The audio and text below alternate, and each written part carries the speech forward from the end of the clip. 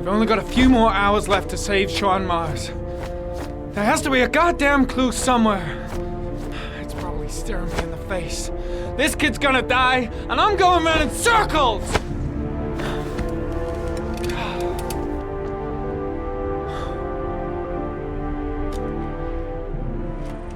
Heavy Rain. This interactive story has been on my radar for quite a while, and though I've actually owned it for years, including a physical copy on PS3, I've never found the time for it. I've always been a big fan of story-rich single-player games, so naturally it drew my interest, but unfortunately, I never got to play it. With the completion of Halo 3 recently though, I finally managed to fit it in, so this is my retrospective review of Heavy Rain. I'm not necessarily familiar with David Cage's work, but I am aware of the types of games he and Quantic Dream make. I honestly can't say I've played too many games that follow this format, because though I love story-rich experiences, I do still enjoy some of the more gameplay-focused titles. Everything seems to be normal. Having just finished an action-heavy shooter meant I was after something a bit different, and with Heavy Rain being one of the earlier games from Quantic Dream with a focus on this interactive drama-style storytelling, it seemed like the logical next step. Oh, good job, Emily. You're feeling good now, right? Now, I'm gonna rock you very gently so you can have a nice little snooze, okay? All right.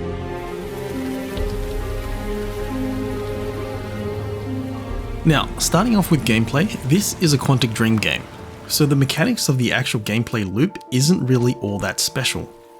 Like, there's still a decent amount the game will ask of the player, but it's definitely more of an interactive story than actual video gamey game. By that, I mean the player gets very little agency to move around and explore, and it's almost entirely QTE type events. Jason! Timing is obviously a factor, but for the most part, it's just about pressing the right button when it flashes on screen or moving the cursor in the right direction when prompted. I think this is also one of the first games by Quantic Dream that really starts to cement their style of gameplay and storytelling.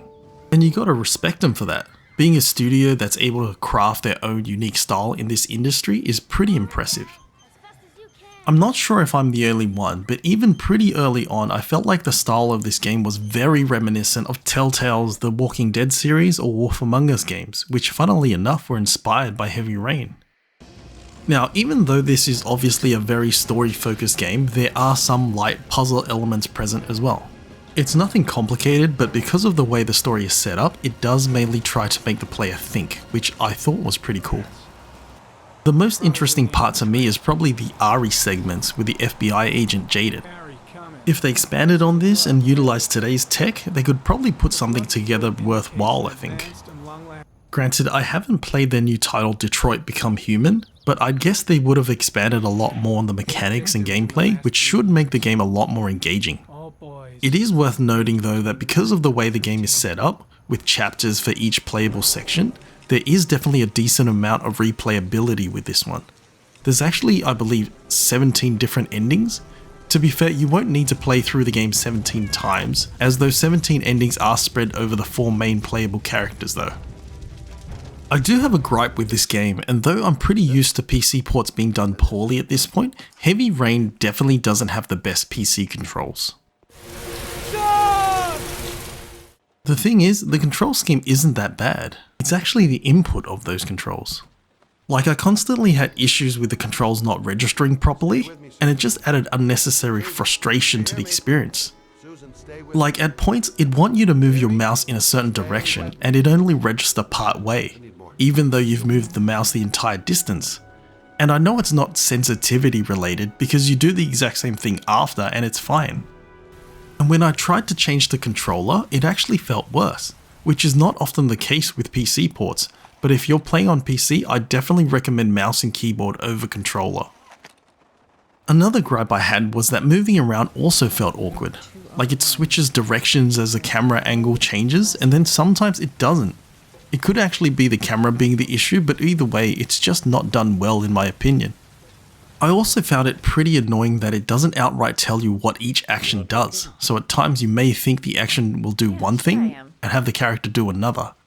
I'm also pretty sure this is by design though, but to me it just seems silly because if you want me to embody the character, I should be aware of the choices I'm making. It just feels like a cheap trick instead of giving me meaningful options. I sometimes have these blackouts. Times where I don't know what I'm doing. As if I'm someone completely different. The only thing I remember afterwards is the bodies. Bodies in the water.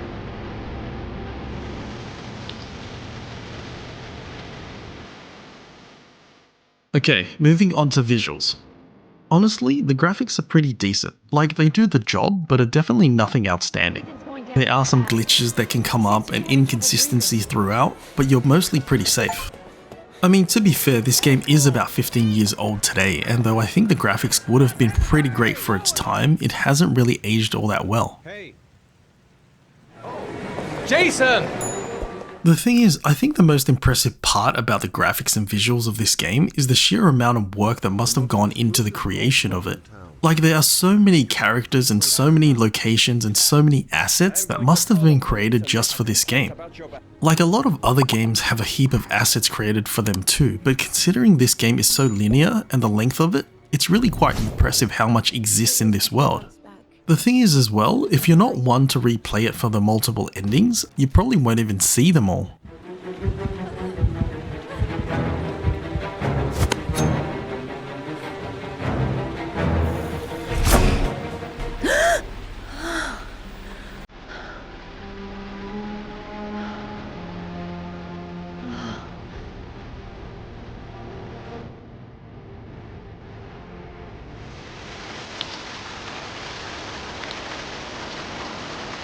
When I first started this game, I initially thought the music was pretty good, but after completing it, I've really come to appreciate the soundtrack. It's fittingly very emotional and intimate without feeling too large. Like, to me it feels very grounded in the moment and not like some huge symphonic theme that's more popular in bigger moments or games. It just does an excellent job at setting the tone for this game, which is obviously pretty crucial in a narrative-led experience. What I think gets overlooked though is how well it does during some of the more intense gameplay moments. Like, it can really make the stakes feel higher. The music just builds and creates that level of stress as you're trying to make sure you hit the right button, and it just adds another dimension to the challenge. Jason! Now, when it comes to the voice acting, I thought it was honestly pretty average. Like, if this was a game that had a lot more focus on gameplay or action or some overarching hook, I think I'd be a lot more forgiving, but considering it's so heavily focused on narrative and story and characters, I actually think the voice acting is kinda disappointing. I already told the police all I know and I have nothing to add. Leave me alone. I mean, for the most part, it's fine, and the thing is, I don't even think the actors themselves are to blame. Jason! Like, I feel the direction is probably part of the issue, where the directors haven't explained certain situations to their talent, and thus they haven't been given the full context of each situation, which would obviously help them better voice these characters. For you, anything. Feeling the register. The game itself is also pretty old now, so maybe it was limited by the performance capture tech at the time, but I don't know. I'd like to hear your version of the facts. It's honestly just kinda mediocre. The kid was lost. I just offered to drive him home. I mean, it's still playable and doesn't entirely ruin the immersion, but it's just annoying and adds some awkwardness to moments that should otherwise be quite emotionally charged.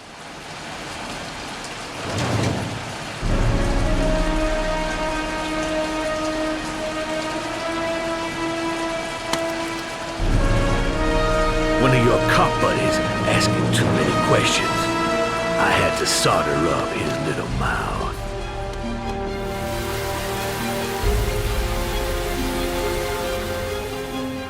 Now, onto the story. Personally, I found the story to be pretty decently interesting.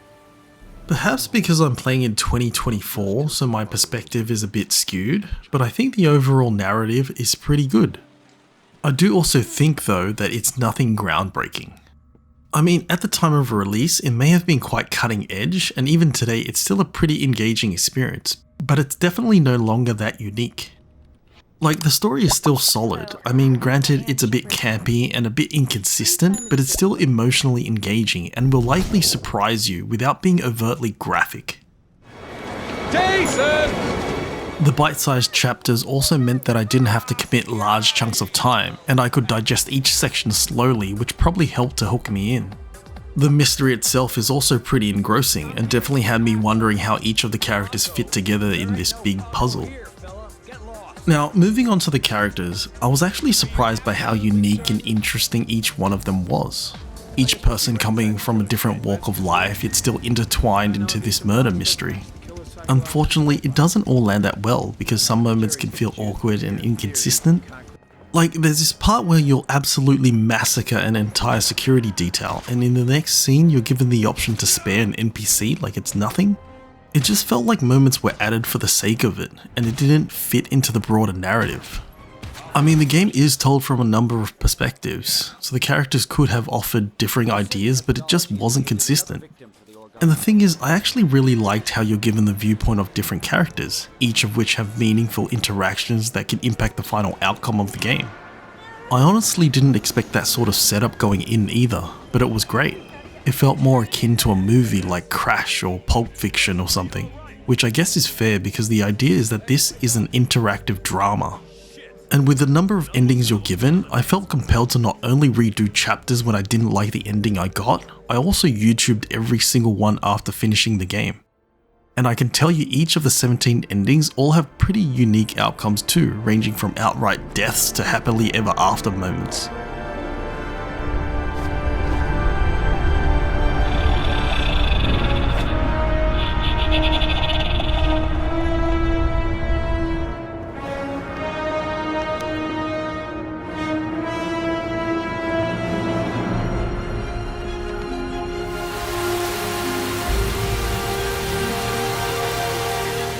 Alright, we've reached the verdict. If you're the type of gamer that heavily favours engaging or challenging gameplay, or are heavily focused on graphics, then this may not be your cup of tea. Jason! If you're a gamer that really enjoys a deeper story or an interesting narrative and characters, then I think you may be a bit more suited to this one. Though Heavy Rain isn't the perfect video game in my opinion, if you love a game that focuses on story and characters or want to try your hand at an interactive drama style game, then this could be the experience you're after, even today.